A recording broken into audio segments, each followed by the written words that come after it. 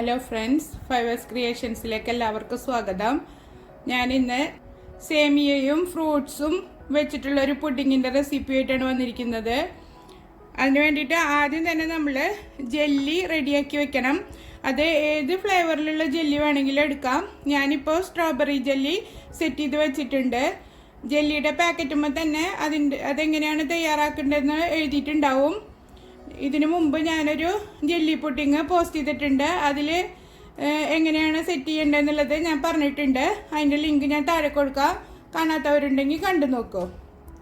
വീഡിയോയിലേക്ക് പോകുന്നതിന് മുമ്പ് എൻ്റെ ചാനൽ ആദ്യമായിട്ടാണ് കാണുന്നുണ്ടെങ്കിൽ സബ്സ്ക്രൈബ് ചെയ്യാനും ലൈക്ക് ചെയ്യാനും ഷെയർ ചെയ്യാനും മറക്കരുത്. സബ്സ്ക്രൈബ് ചെയ്യുമ്പോൾ തൊട്ടടുത്ത് കാണുന്ന ബെൽ ബട്ടണിൽ ഓൾ ഓപ്ഷൻ ക്ലിക്ക് ചെയ്താലേ ഞാനിടുന്ന എല്ലാ വീഡിയോസിൻ്റെയും നോട്ടിഫിക്കേഷൻ നിങ്ങൾക്ക് ലഭിക്കും. അപ്പോൾ ഇനി നമുക്ക് സേമിയം റെഡിയാക്കിയെടുക്കാം. ഇതൊരു 1/4 കപ്പ് സേമിയാണ് ഞാൻ എടുത്തിരിക്കുന്നത്. ഇതൊന്ന് ചെറുതായിട്ടൊന്ന് വറുത്തിട്ട് നമുക്കിത് വേവിച്ചെടുക്കാം. സേമിയ വറുത്തെടുക്കാൻ വേണ്ടിയിട്ട് ഞാൻ പാൻ വെച്ചിട്ട് ചൂടാക്കി എടുത്തിട്ടുണ്ട്. അതിലേക്ക് ഒരു 1/2 ടീസ്പൂണ് നെയ്യ് ഒഴിച്ചു കൊടുക്കാം. ഇതിലേക്ക് നെയ്യ് അധികം ചേർക്കേണ്ട ആവശ്യമില്ല. ഇതിപ്പോൾ നിങ്ങളുടെ കയ്യിൽ വറുത്ത സേമിയാണ് ഉള്ളതെങ്കിൽ വറുക്കേണ്ട ആവശ്യമില്ല, ഡയറക്റ്റ് വേവിച്ചെടുത്താൽ മതി. നെയ്യ് നന്നായി ചൂടായി വന്നിട്ടുണ്ട്. അതിലേക്ക് സേമിയ ഇട്ട് കൊടുക്കുക. എന്നിട്ട് ഇത് വറുത്തെടുക്കാം. ഗോൾഡൻ കളർ ആവണമെന്നൊന്നുമില്ല, ചെറുതായിട്ടൊന്ന് വറുത്തെടുത്താൽ മതി. സേമിയ ചൂടായി വന്നിട്ടുണ്ട്. ഇനി ഇത് ഒരു പാത്രത്തിലേക്ക് മാറ്റി വയ്ക്കുക. ഇനി പാല് ചൂടാക്കാൻ വേണ്ടിയിട്ട് ഒരു വലിയ പാൻ അടുപ്പത്ത് വെച്ചിട്ട് അതിലേക്ക് ഒരു 2 കപ്പ് പാലൊഴിച്ചു കൊടുക്കുക.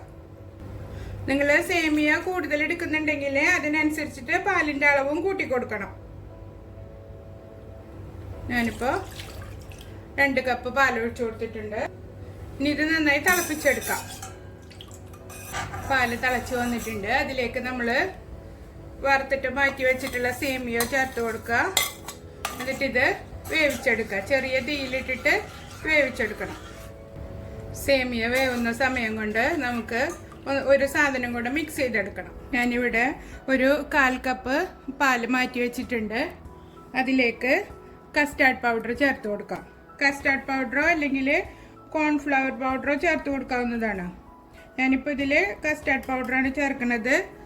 1 ടേബിൾ സ്പൂണ് അത് ഇതിൽ ചേർത്തിട്ട് കട്ടയില്ലാതെ ഇളക്കി കൊടുക്കുക. ഇതിലേക്ക് 1 ടീസ്പൂണ് വാനില എസൻസ് ഒഴിച്ചു കൊടുക്കുക.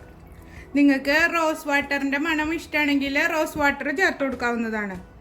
നന്നായി ഇളക്കി മിക്സ് ചെയ്ത് കൊടുക്കുക. എന്നിട്ട് ഇത് മാറ്റി വയ്ക്കുക. ഇത് സേമിയം വെന്തതിന് ശേഷം അതിലേക്ക് നമുക്ക് ചേർത്ത് കൊടുക്കാം. സേമിയം ഒരു 3/4 ഭാഗം വെന്ത് വന്നിട്ടുണ്ട്. അതിലേക്ക് ഒരു 1/2 കപ്പ് പഞ്ചസാര ചേർത്ത് കൊടുക്കാം. 1/2 കപ്പ് ഇപ്പോൾ ചേർത്ത് കൊടുക്കുക. എന്നിട്ട് നമ്മൾ എല്ലാ ചേരുവകളും ചേർത്തതിന് ശേഷം മധുരം നോക്കിയിട്ട് വീണ്ടും ചേർത്ത് കൊടുക്കാം. നന്നായി ഇളക്കി സേമിയ ഒന്നും കൂടി വേവിച്ചെടുക്കാം. ഒരു 2 മിനിറ്റും കൂടെ വേവിച്ചാൽ മതി.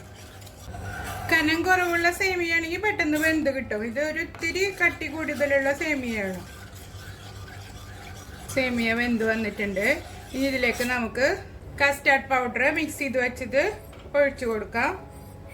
അത് കലക്കി വെച്ചത് ഒന്നുകൂടെ ഇളക്കിയിട്ട് ഒഴിച്ചു കൊടുക്കണം, അല്ലെങ്കിൽ അടിയിൽ പൗഡർ ഊർന്നിരിക്കുന്നുണ്ടാവും. അപ്പോൾ അതില്ലാതിരിക്കാനും ഒന്ന് നന്നായി മിക്സ് ചെയ്തതിന് ശേഷം ഒഴിച്ചു കൊടുക്കുക.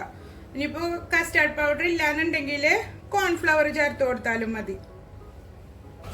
നന്നായി ഇളക്കി ചെറിയ തീയിൽ വേവിച്ചെടുക്കുക. കസ്റ്റാർഡ് പൗഡർ ചേർത്ത് കൊടുത്തപ്പോൾ ഇതിൻ്റെ കളറ് ചേഞ്ച് ചെയ്ത് കണ്ടില്ല. ക്യാമറയിൽ എത്ര ക്ലിയർ ആയിട്ട് കാണുന്നുണ്ടെന്ന് എനിക്കറിയില്ല. ഇപ്പോൾ ഇതൊരു ലൈറ്റ് യെല്ലോയിഷ് കളർ പോലെയാണ് കാണുന്നത്. ഇനി ഇതിലേക്ക് നമുക്ക് ക്രീം ചേർത്ത് കൊടുക്കാം. ഞാൻ നെസ്ലയുടെ ഈ ക്രീമാണ് എടുത്തിരിക്കുന്നത്. നിങ്ങളുടെ കയ്യിൽ ഏത് ഫ്രഷ് ക്രീം ഉണ്ടെങ്കിൽ അത് ചേർത്ത് കൊടുക്കാം. അതൊരു 3/4 കപ്പ് ഞാൻ എടുത്തിട്ടുണ്ട്. അത് ഇതിലേക്ക് ചേർത്ത് കൊടുക്കാം. കുറേശ്ശെ ചേർത്തിട്ട് കട്ടയില്ലാതെ ഇളക്കി കൊടുക്കുക. ഇത് നിങ്ങൾക്ക് പഞ്ചസാരയുടെ അളവ് കുറച്ചിട്ട് കണ്ടൻസ്ഡ് മിൽക്ക് വേണമെങ്കിൽ അതും ചേർത്ത് കൊടുക്കാവുന്നതാണ്. ക്രീം ചേർത്ത് നന്നായി ഇളക്കി മിക്സ് ചെയ്ത് കൊടുക്കുക.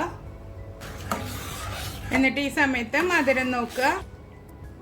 മധുരം കുറവുണ്ടെങ്കിൽ ഈ സമയത്ത് ചേർത്ത് കൊടുക്കുക. അപ്പോൾ കണ്ടോ, ഈ ഒരു തിക്നെസ്സിലാണ് ഇരിക്കുന്നത്. ഇനി ചൂടാറും തോറും വീണ്ടും കുറുകി വരും. ഇനി നമുക്ക് തീ നിർത്തി കൊടുക്കാം. സേമിയ വേവാനും ഇത് എല്ലാം കൂടെ മിക്സ് ചെയ്തെടുക്കാൻ ഒരു 10 മിനിറ്റ് നമുക്കിത് വേവിക്കേണ്ടി വരുള്ളൂ. എല്ലാം കൂടെ ഒരു അരമണിക്കൂറിൻ്റെ ഉള്ളിൽ നമുക്ക് പുഡിങ് റെഡിയാക്കി എടുക്കാം. ഇനി ഇത് നന്നായി ചൂടാറട്ടെ. ആ സമയം കൊണ്ട് നമുക്ക് ഫ്രൂട്ട്സ് കട്ട് ചെയ്തെടുക്കാം. എനിക്കിപ്പോൾ മധുരം പാകാണ്, അതുകൊണ്ട് ഞാൻ ചേർത്ത് കൊടുക്കുന്നില്ല. നിങ്ങൾ നോക്കിയിട്ട് നിങ്ങളുടെ മധുരത്തിനനുസരിച്ചിട്ട് ചേർത്ത് കൊടുക്കാം. ഇതിപ്പോൾ നന്നായി തണുത്തിട്ടുണ്ട്. ഇതിനി ഈ ബൗളിലേക്ക് ഒഴിച്ചു കൊടുക്കാം. കസ്റ്റാർഡും വാനില എസൻസും ഒക്കെ ചേർത്ത കാരണം നല്ല മണ്ണാണ് ഇതിന്. ഇതിലേക്ക് ചേർക്കാൻ വേണ്ടിയിട്ട് ഞാൻ ഒരു മാങ്ങ ചെറിയ കഷ്ണങ്ങളാക്കിയിട്ട് കട്ട് ചെയ്തെടുത്തിട്ടുണ്ട്. ഒരു പഴം ചെറുതാക്കി കട്ട് ചെയ്തെടുത്തിട്ടുണ്ട്. പിന്നെ 1/2 കപ്പ് ഗ്രേപ്സ് ചെറിയ കഷ്ണമായിട്ട് നടുമുറിച്ചെടുത്തിട്ടുണ്ട്. ഇതുപോലെ നടുമുറിച്ചിട്ടാണ് എടുത്തിരിക്കുന്നത്. കുരുവില്ലാത്ത ഗ്രേപ്സ് നോക്കി എടുക്കണം. ഇതിപ്പോൾ ഗ്രീൻ തന്നെ ചേർക്കണം എന്നൊന്നുമില്ല. നിങ്ങളുടെ കയ്യിൽ ഏത് ഫ്രൂട്ടാണ് ഉള്ളതെങ്കിൽ അത് ഏത് വേണമെങ്കിലും ചേർത്ത് കൊടുക്കാം. ആപ്പിളോ പേരയ്ക്കോ ഏത് വേണമെങ്കിലും ചേർത്ത് കൊടുക്കാവുന്നതാണ്. ഈ ഒരു തിക്നെസ്സിലാണ് ഇരിക്കുന്നത്.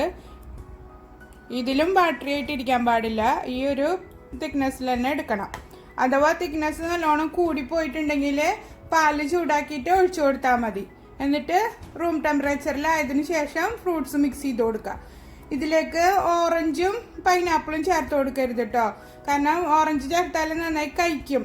പിന്നെ പൈനാപ്പിൾ ആകുമ്പോൾ പുളിയുള്ളതല്ലേ, അത് ഇതിലേക്ക് ചേർത്ത് കൊടുത്താൽ ചിലപ്പോൾ പിരിഞ്ഞു പോകാൻ സാധ്യത ഉണ്ട്. പിന്നെ അഥവാ പൈനാപ്പിൾ ചേർക്കണമെന്നുണ്ടെങ്കിൽ അത് പഞ്ചസാര ഇട്ടിട്ട് വേവിച്ചതിന് ശേഷം ചേർത്ത് കൊടുക്കാം. ഇനി നമുക്കിതിലേക്ക് ഫ്രൂട്ട് മിക്സ് ചെയ്തെടുക്കാം.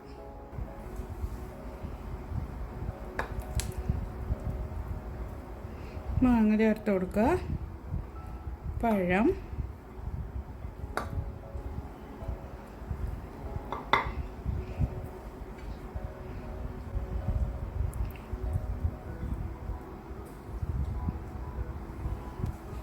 നന്നായി മിക്സ് ചെയ്തെടുക്കുക.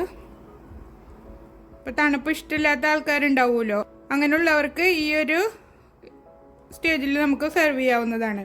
അല്ലെങ്കിൽ ഇത് നന്നായി തണുപ്പിച്ചിട്ട് സെർവ് ചെയ്യാം. നമുക്കിനി ജെല്ലി കട്ട് ചെയ്തിട്ട് ചേർത്ത് കൊടുക്കാം. നിങ്ങൾക്ക് വേണമെങ്കിൽ പല കളറിലുള്ള ജെല്ലികൾ ചേർത്ത് കൊടുക്കാവുന്നതാണ് കേട്ടോ. പച്ച, ഓറഞ്ച് ഏത് വേണമെങ്കിലും ചേർത്ത് കൊടുക്കാം. ചെറിയ ചെറിയ പീസസ് ആക്കിയിട്ട് കട്ട് ചെയ്ത് കൊടുക്കുക. കട്ട് ചെയ്തതിന് ശേഷം ഇങ്ങനെ ഇളക്കിയെടുത്താൽ മതി. എന്നിട്ട് ഇത് ആവശ്യാനുസരണം പുഡിങ്ങിലേക്ക് ചേർത്ത് കൊടുക്കാം. ജെല്ലി ചേർത്തിട്ട് നന്നായി മിക്സ് ചെയ്തെടുക്കുക. നിങ്ങൾക്ക് വേണമെങ്കിൽ ഡ്രൈ ഫ്രൂട്ട്സും ചേർത്ത് കൊടുക്കാവുന്നതാണ്. പിസ്ത, ബദാം, കാഷ്യൂനട്ട് എന്ത് വേണേലും ചേർത്ത് കൊടുക്കാം. ഇനി ഇതിന് മുകളിൽ ഡെക്കറേഷന് വേണ്ടിയിട്ട് ഒരല്പം അനാറ് ഇട്ട് കൊടുക്കുന്നുണ്ട്. ഇത് കാണാനും നല്ല ഭംഗിയാണ്, അതുപോലെ തന്നെ കഴിക്കാനും നല്ല ടേസ്റ്റുള്ള പുഡിങ്ങാണ്. എല്ലാവരും ട്രൈ ചെയ്ത് നോക്കണം. തണുപ്പിച്ചതിന് ശേഷം ചെറിയ ബൗളുകളിൽ സെർവ് ചെയ്താൽ മതി. പാർട്ടിയൊക്കെ ഉണ്ടാകുമ്പോൾ വെറൈറ്റി ആയിട്ട് ഉണ്ടാക്കാൻ പറ്റിയൊരു അടിപൊളി പുഡിങ്ങാണിത്. എല്ലാവരും ട്രൈ ചെയ്ത് നോക്കിയിട്ട് ഫീഡ്ബാക്ക് അറിയിക്കണം. എൻ്റെ ചാനൽ ഇതുവരെ സബ്സ്ക്രൈബ് ചെയ്തിട്ടില്ലെങ്കിൽ സബ്സ്ക്രൈബ് ചെയ്യാനും ഫ്രണ്ട്സിനും റിലേറ്റീവ്സിനും ഷെയർ ചെയ്ത് കൊടുക്കാനും മറക്കരുത്. അടുത്തൊരു വീഡിയോയുമായി വീണ്ടും കാണാം. ബൈ.